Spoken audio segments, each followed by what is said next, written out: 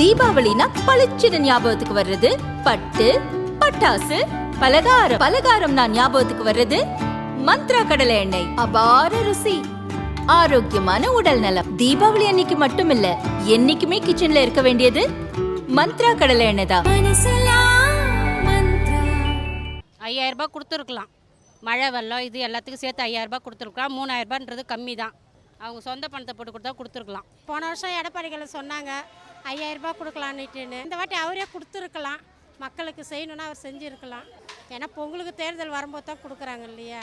Election வர போதில்ல, 2026 election, அதுக்காக கொடுக்குறான். மக்களை கவர் பண்ணுறது. இதுவே கொஞ்சம் இழுபறியில் தான் கேன்சல் ஆகி அதுக்கப்புறம் மறுபடியும் கொஞ்சம் பல குரல்கள் எழுந்ததுக்கப்புறம் தான் இது கிடச்சிருக்குன்னு நினைக்கிறேன். அப்படி தான் மக்கள் பேசிக்கிட்டாங்க. தமிழகத்தில் பொங்கல் பரிசு தொகுப்பு விநியோகத்தை முதல்வர் ஸ்டாலின் இன்று தொடங்கி வைத்தார்.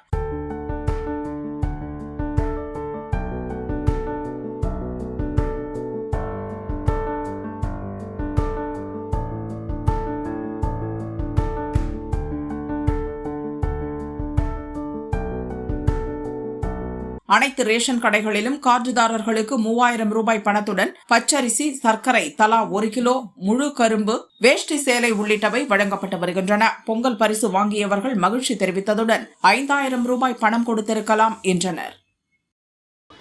சர்க்கரை கொடுத்துருக்காங்க, கரும்பு கொடுத்துருக்காங்க.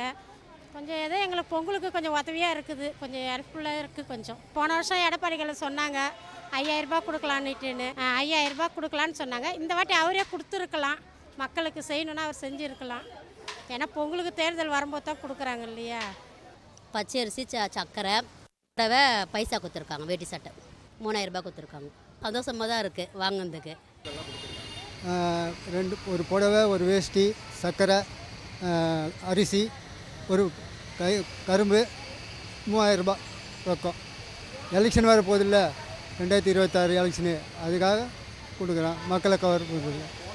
அவர் சொன்னார் 5000 ரூபாய் கொடுங்கன்னு தான் சொன்னார் எதிர்கட்சி தலைவர். இப்போ இருக்கிற எதிர்கட்சி தலைவர் இப்போ இருக்கிற 3000 ரூபாய் கொடுத்துருக்காருன்னா அதுக்கு பட்ஜெட்டுக்கு ஏற்ற மாதிரி தான் கொடுத்துருப்பாங்க.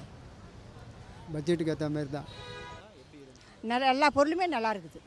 அரிசி, சர்க்கரை, புடவை, வேட்டி, ஒரு கரும்பு, 3000 ரூபாய் கையில் பணம் கையில். ரொம்ப பிடிச்சிக்குது. கஷ்டமாக தான் பார்க்குறோம் நாங்கள். 5000 ரூபாய் கொடுத்துருக்கலாம். மழை வெள்ளம் இது எல்லாத்துக்கும் சேர்த்து 5000 ரூபாய் கொடுத்துருக்கலாம். 3000 ரூபான்றது கம்மி தான். அவங்க சொந்த பணத்தை போட்டு கொடுத்தா கொடுத்துருக்கலாம். எலெக்ஷன் வருது அதனால் கொடுத்துருக்கலான்றாங்க. மக்களுக்கு ஒரு பொங்கல் அப்போ ஒரு ஹெல்ப்ஃபுல்லாக இருக்கும்ன்றதுக்காக கொடுத்துருக்காங்க. அது அவங்கவுங்க எடுக்கிற காரணம். இதுவே கொஞ்சம் இழுபறியில் தான் கேன்சல் ஆகி அதுக்கப்புறம் மறுபடியும் கொஞ்சம் பல குரல்கள் எழுந்ததுக்கப்புறம் தான் இது கிடச்சிருக்குன்னு நினைக்கிறேன். அப்படி தான் மக்கள் பேசிக்கிட்டாங்க. ஸோ இப்போ இங்கே க்யூவில் நின்று போயிருந்தவங்களுமே நிறைய இதை பற்றி தான் பேசிக்கிட்டாங்க. எப்படின்னு தெரியல, அது அவங்களுக்கு சாதகமாக இல்லை மக்களுக்காக கொடுத்தாங்களான்றது தெரியல.